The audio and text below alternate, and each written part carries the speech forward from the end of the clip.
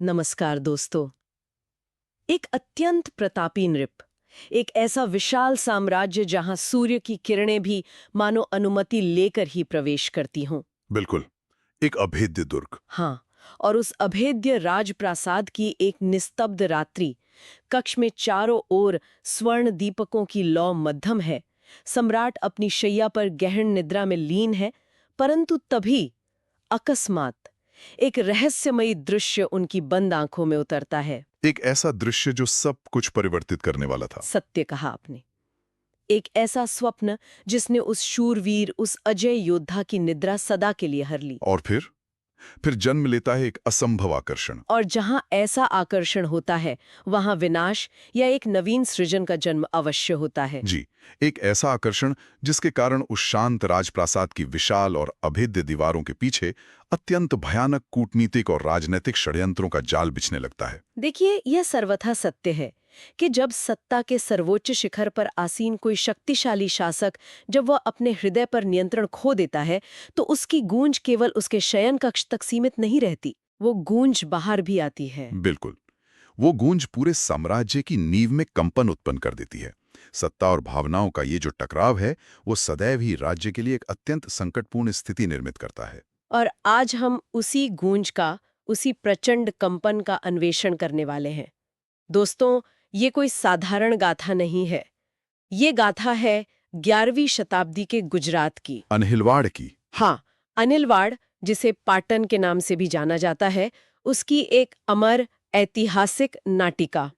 इस अमर गाथा का नाम है कर्ण सुंदरी। एक अत्यंत भव्य रचना। और इसे रचने वाले कोई साधारण साहित्यकार नहीं थे, बल्कि सुदूर कश्मीर की बर्फीली चोटियों से देशाटन करते हुए आए महाकवि बिल्हण थे। महाकवि बिल्हण।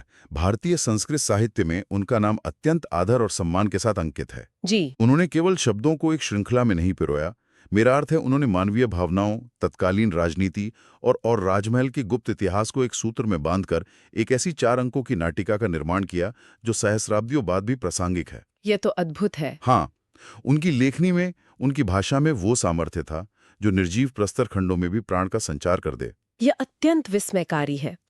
परंतु परंतु यहाँ मेरे मन में एक बड़ा प्रश्न उठता है, और मुझे विश्वास है कि जो श्रोता हमें सुन रहे हैं वे भी यही सोच रहे होंगे। पूछिए। क्या मात्र एक स्वप्न, केवल एक निद्रा का दृश्य किसी अत्यंत शक्तिशाली साम्राज्य की राजनीति को भीतर तक हिला सकता है? यह एक बहुत ही उचित प्रश्न है। मेरा अर्थ है, क्या एक अजय शूरवीर शासक की नियति केवल एक स्वप्न से पलट सकती है? मुझे ये थोड़ा अवास्तविक प्रतीत होता है। एक शासक जिसके कंधों पर लाखों प्रजाजनों का भार है, वह एक स्वप्न के पीछे अपना राजकाज कैसे विस्मृत कर सकता है? देखिए, इस प्रश्न का उत्तर हमें उस वैभवशाली अतीत के राजनीतिक परिदृश्य में ले जाता है। अच्छा। सर्वप्रथम हमें चालुक्य वंश के उस भव्य दरबार को समझना होगा। ये सम्राट कर्ण का दरबार था। सम्राट कर्ण। हाँ, स्वर्ण मंडित स्तंभ, रत्नों से जड़े हुए ऊंचे सिंहासन और चारों ओर ज्ञानियों, कूटनीतिज्ञों और शूरवीरों की भारी सभा। उस समय गुजरात की आर्थिक समृद्धि और सैन्य शक्ति अपने चरमोत्कर्ष पर थीं। बिल्कुल, वे समुद्र के मार्ग से होने वाले व्यापार के स्वामी थे। यह वह काल था जब कला और पराक्रम दोनों का समान रूप से सत्कार होता था। अर्थात दोनों का महत्व था। जी, और महाकवि बिल्हण जैसे कश्मीरी विद्वान का इतनी दूर कश्मीर से अनिलवाड़ आना और सम्राट द्वारा उन्हें विद्यापति की उपाधि से अलंकृत करना, ये कोई संयोग नहीं था।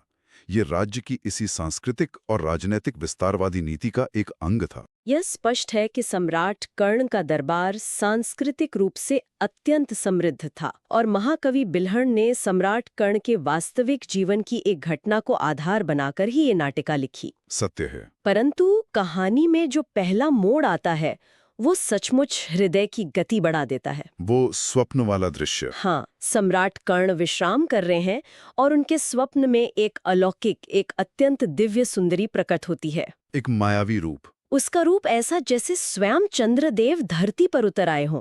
जब सम्राट की निंदा टूटती है, तो वो सुंदरी अदृश्य हो चुकी होती है, परंतु उसका प्रभाव शेष रहता है। बिल्कुल। उसकी मुख मुद्रा सम्राट के मन मस्तिष्क पर एक अमिट छाप छोड़ जाती है।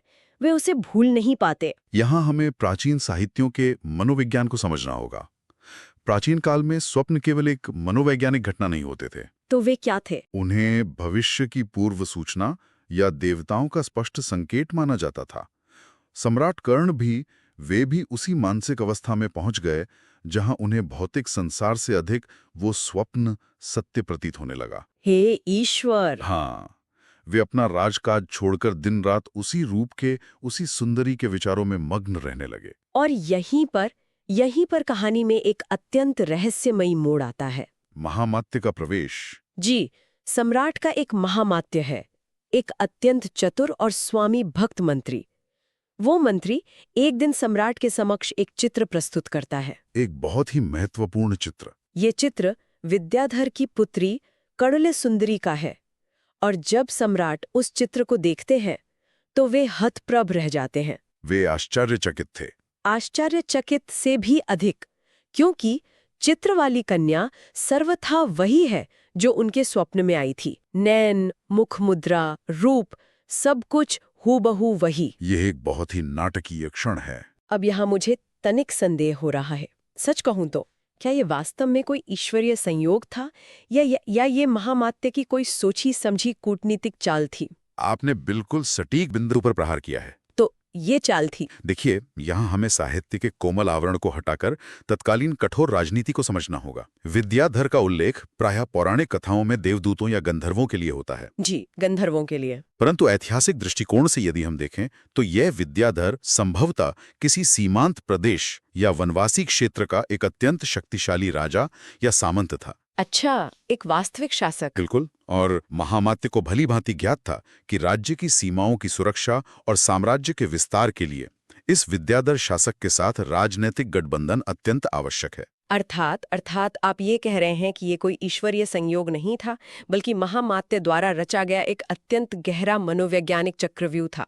पूर्णतः इसे आप एक मानसिक खेल कह सकते हैं। अविश्वसनीय। सम्राट कर्ण संभवतः एक और विवाह या नए राजनीतिक गठबंधन के प्रति उदासीन रहे होंगे। उन्हें कोई रुचि नहीं होगी। हाँ, वे तो पहले से ही इतने शक्तिशाली थे। अतः महामात्य ने एक अत्यंत सूक्ष्म और अभूतपूर्व योजना बनाई।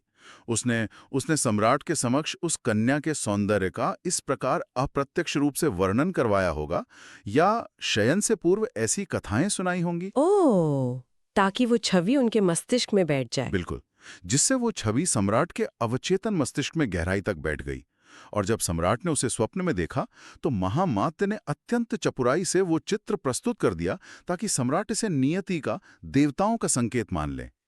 ये तो 11वीं शताब्दी का एक अत्यंत उच्च स्तरीय मनोवैज्ञानिक नियंत्रण था। सत्य है, ये एक अत्यंत कुशाग्र बुद्धि का प्रमाण है। महामात्य ने राज्य के हित के लिए अपने ही सम्राट के अवचेतन मन के साथ कूटनीतिक खेल खेला, परंतु इस कूटनीति ने राजमहल में एक भयंकर भूचाल ला दिया। एक भयंकर भूचाल जिसे संभालना अत्यंत कठिन था। हाँ, क्योंकि स्वप्न की इस रहस्यमयी और मोहक दुनिया से निकलकर अब कहानी राजमहल की उस कठोर वास्तविकता से टकराती है, जहां भावनाएं खड्ग की धार से भी अधिक तीक्ष्ण होती हैं। पटरानी का क्रोध।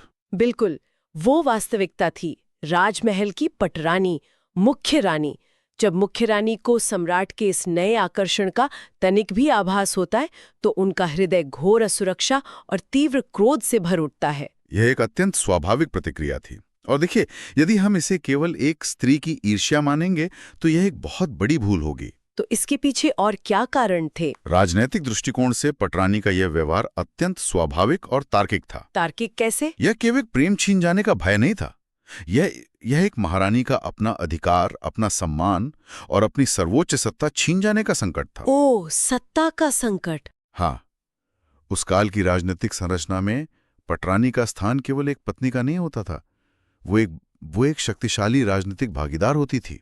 उसका परिवार, उसके पिता का सैन्य बल राज्य की स्थिरता का मुख्य आधार होता था। यह एक बहुत ही महत्वपूर्ण बात है।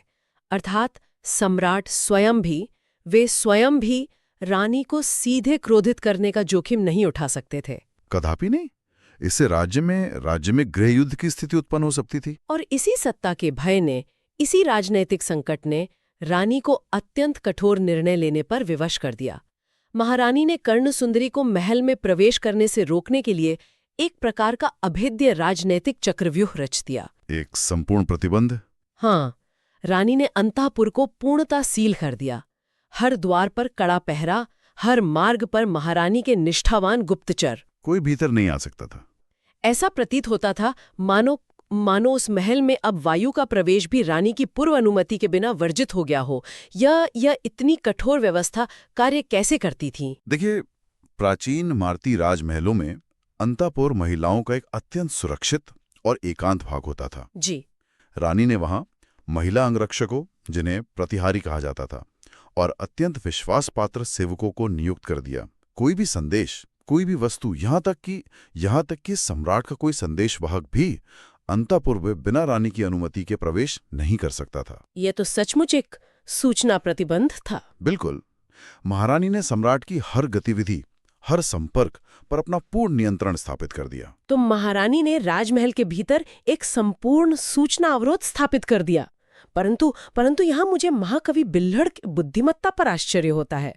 आपने पूर्व में उल्लेख किया था कि महाकवि बिल्हड़ ने इस भयंकर तनाव के मध्य भी हास्य का पुट डाला है। हाँ, ये उनकी लेखनी का चमत्कार है। जहाँ सत्ता, प्राण और राज्य दांव पर लगे हों, वहाँ हास्य का क्या स्थान? मुझे ये बात तनिक विचित्र लगती है। यही तो एक महान नाटककार की पहचान है।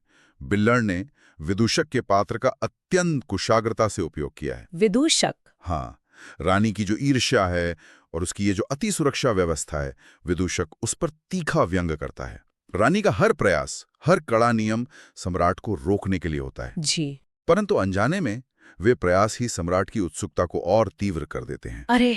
रानी जितनी ऊंची दीवारें खड़ी करती हैं, सम्राट का संकल्प, उनका प्रेम उतना ही सुदृढ़ होता जाता है। ये मानवीय मनोविज्ञान का एक अत्यंत सुंदर और हास्यपूर्ण चित्रण है कि बलपूर्वक प्रेम को नियंत्रित करना सर्वथा असंभव है। सत्य कहा आपने। पहरे चाहे कितने भी कड़े हों, दीवारें चाहे कितनी भी ऊंची हों, प्रेम और कूटनीति अपना मार्ग खोज ही लेते हैं। और उन्होंने मार्ग खोजा भी। हाँ, राजमहल के उन लंबे अंधकार में गलियारों में जहां रानी के गुप्तचरों की आंखें हर क्षण जागती थीं, वहीं अनहिलवाड़ के भविष्य की एक नई पटकथा लिखी जा रही थी। महामात्य की योजना। जी, महामात्य जिसने वह चित्र दिखाया था, अब वो एक अत्यंत संकटपूर्ण योजना बनाता है। देखिए, यहाँ ये समझना अत्यंत आवश्यक है कि महामात्य वो सीधी रूप से रानी के सत्ता को चुनौती नहीं दे सकता था, क्योंकि वो राजद्रोह होता। बिल्कुल, ये स्पष्ट रूप से राजद्रोह की श्रेणी में आता और इसका सीधा दंड मृत्युदंड था। हे ईश्वर, मृत्युदंड? हाँ, इसलिए यहाँ शस्त्रों का नहीं, अत्यंत सूक्ष्म बुद्धि और छल कौशल का प्रयोग अनिवार्य था। और तब आती है वो निस्तब्ध रात्रि, वो ऐतिहासिक मिलन। यह दृश्य किसी रहस्यमयी रोमांचक गाथा से कम नहीं है।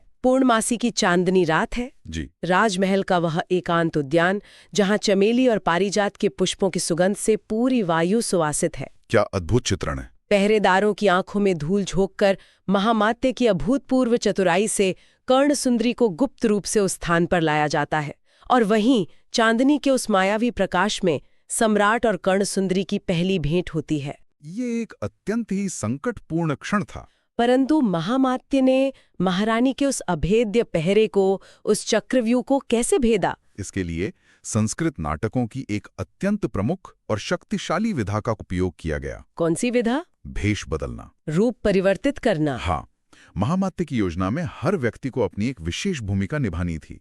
गुप्त रूप से संदेश भेजने के लिए पुष्पों की मालाओं में सांकेतिक पत्र छिपाकर भेजे गए। अरे वाह, मालाओं में पत्र! जी। और जब मिलन का समय आया तो महारानी के गुप्तचरों को भ्रमित करने के लिए सेविकाओं ने एक दूसरे का रूप धारण किया। ये तो अत्यंत संकटपूर्ण था। अत्यंत। तनिक सी भी त्रुटि, किसी भी व्यक्ति की एक छोटी सी भूल का सीधा अर्थ था मृत्युदंड। यह जीवन और मृत्यु का अत्यंत भयंकर खेल था। ये तो अत्यंत दुस्साहसिक है। सेविकाओं का भेष बदलना, रानी को भ्रम में रखना, ये दर्शाता है कि उस काल की राजनीति में रूप और सत्य के बीच का भेद कितना सूक्ष्म था। बिल्कुल सूक्ष्म था। और इसी कूटनीतिक तनाव के बीच महाकवि बिल्हड़ अपनी लेखनी को, अपनी कला को चरमोत्कर्ष पर ले जाते हैं। वे श्रृंगार रस का ऐसा अद्भुत प्रयोग करते हैं कि पढ़े जाने वाले शब्द स्वयं एक जीवंत चित्र बन जाते हैं। वे एक महान कवि थे। सम्राट कर्णसुंदरी के रूप का बखान अत्यंत सुंदर श्लोकों के माध्यम से करते हैं। सत्य कहा आपने। सम्राट उसकी सुंदरता की तुलना प्रकृति के सबसे कोमल और भव्य तत्वों से करते हैं। चांदनी से, फूलों से। हाँ, परंतु देखिए, ये श्रृंगार ये केवल सौंदर्य का वर्णन नहीं है। तो ये और क्या है? ये उस कठोर राजनीतिक वातावरण के बीच, उन षड्यंत्रों के बीच शांति और कोमलता का एक आश्रय है। बिल्हण ये स्थापित कर रहे हैं कि राज्य की कठोरता और युद्धों के बीच भी एक शासक के भीतर एक अत्यंत संवेदनशील हृदय निवास करता है। क्या बात है! लुका छिपी और राजनीतिक छल कौशल के इस भयानक और रोमांचक खेल का अंततः एक बहुत बड़े और निर्णायक प्रहार के साथ होना ही था। एक प्रचंड विजय के साथ। जी। रात्रि के उस अंधकार और भेष बदलाव के घोर तनाव से निकलकर ये गाथा अब अपने अंतिम और सबसे शक्तिशाली पड़ाव पर पहुंचती है। पटरानी का पराभव। बिल्कुल। पटरानी ने जो भी जाल बिछाए थे, जो भी अभेद्य दीवारें खड़ी की थीं, वे महामात्य की प्रखर राजनीतिक बुद्धि और बिल्हण की असीम कल्पना शक्ति के आगे अंततः छिन्न भिन्न हो जाती हैं। ये बल पर बुद्धि की और प्रचंड ईर्ष्या पर कूटनीति की एक स्पष्ट विजय थी। और फिर एक भव्य विवाह मंडप सजता है। पवित्र अग्नि प्रज्वलित की जाती है वैदिक मंत्रों के साथ। हाँ, उसी अग्नि के समक्ष वैदिक मंत्रों की तीव्र गूंज के बीच सम्राट कर्ण और कर्ण सुंदरी 7 फेरे लेते हैं। यह केवल 2 शरीरों या 2 आत्माओं का मिलन नहीं था। कदापि नहीं। ये राजमहल के उन सभी विषैले षड्यंत्रों के मुख पर प्रेम और साहस का एक प्रचंड प्रहार था। वह विवाह संपन्न होता है। और फिर पटरानी के पास अब इस वैदिक रीति से संपन्न हुए विवाह को स्वीकार करने के अतिरिक्त कोई विकल्प शेष नहीं रहता। बिल्कुल, क्योंकि धर्मशास्त्रों के अनुसार इसे अमान्य करना सर्वथा असंभव था। सर्वथा असंभव। और यहाँ इस नाटिका का एक ऐसा ऐतिहासिक सत्य उद्घाटित होता है। ऐतिहासिक सत्य? हाँ, जो इसे केवल एक साधारण कथा तक सीमित नहीं रहने देता। ये सत्य बहुत गहरे मायने रखता है। वो क्या है? ये सम्राट कर्ण जो इस गाथा के नायक हैं, वे इतिहास के पन्नों में कोई साधारण शासक नहीं थे। अच्छा। यही वो प्रतापी सम्राट कर्ण हैं जिन्होंने अपने अपार पराक्रम से साबरमती नदी के किनारे एक भव्य नगर की स्थापना की थी। साबरमती के किनारे? जी, और उस नगर का नाम उन्होंने अपने नाम पर कर्णावती रखा था। हे ईश्वर, ये एक अत्यंत विस्मयकारी और रोंगटे खड़े कर देने वाला सत्य है। वही कर्णावती जिसे आज की ये आधुनिक दुनिया अहमदाबाद के नाम से जानती है। बिल्कुल, अहमदाबाद का प्राचीन नाम। ये विचार ही शरीर में सिहरन दौड़ा देता है कि आज की जो इतनी विशाल और आधुनिक महानगरी है, उसके संस्थापक के कठोर वक्षस्थल में एक ऐसा कोमल, विद्रोही और रहस्यमयी प्रेम पलता था। यही इतिहास की सुंदरता है। एक ऐसा शूरवीर सम्राट जिसने इतने बड़े नगर की नींव रखी, वो स्वयं एक स्वप्न के पीछे अपना राजपाट, अपना सब कुछ दांव पर लगाने को प्रस्तुत था।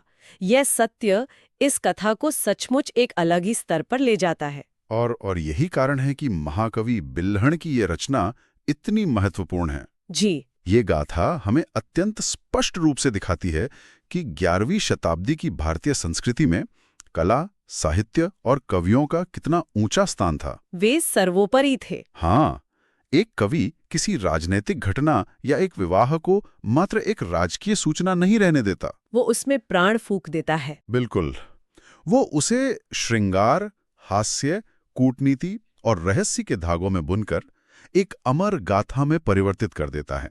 साहित्य के पास वो असीम शक्ति होती है कि वो किसी शासक के भौतिक जीवन को अनंत काल के लिए जीवित कर दे। शासक आते हैं, चले जाते हैं, साम्राज्य मिट्टी में मिल जाते हैं, परंतु साहित्य उन्हें अमर कर देता है। ये एक ऐसा सत्य है जो हमें बहुत गहरे विचार में धकेल देता है।